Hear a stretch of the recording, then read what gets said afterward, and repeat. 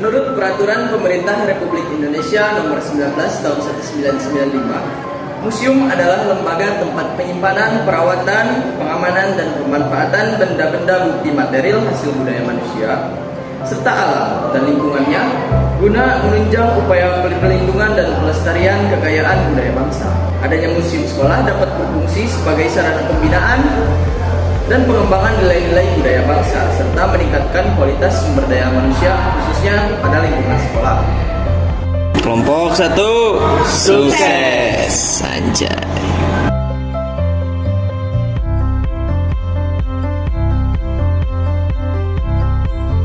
Mesin tik adalah mesin atau alat elektronik dengan sebuah set tombol-tombol yang apabila ditekan menyebabkan huruf dicetak pada dokumen, biasanya kertas.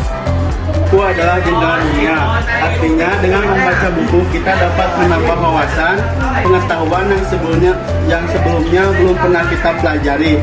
Dengan membaca buku, kita dapat mengetahui hal-hal baru mengenai berbagai peristiwa di dunia, khususnya dalam peristiwa sejarah.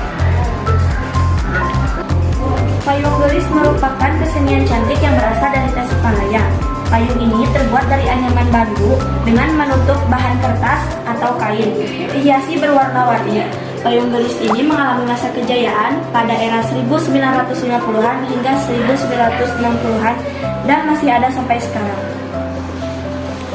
Komunikasi pada awalnya hanya merupakan upaya atau cara manusia untuk menyampaikan ide, gagasan, tentang kemauan hasrat yang akan disampaikannya. Pita kaset adalah pita magnetik yang bisa merekam dan menyimpan data dengan format audio yang umumnya berupa lagu. Kata kaset berasal dari bahasa Prancis, yakni kaset, yang berarti kotak kecil. Kaset merupakan format paling umum yang digunakan dalam industri musik pada tahun 1970 sampai 1990. Merupakan salah satu kearifan lokal atau warisan budaya leluhur sekaligus kekayaan budaya Indonesia yang telah lama dikenal tidak hanya lingkup nasional tetapi juga dunia internasional. Tradisi luhur ini syarat menyimpan sejumlah kearifan yang sangat mendunia. Batik bukan hanya berakar di Pulau Jawa saja, tetapi batik sudah meluas ke seluruh Nusantara.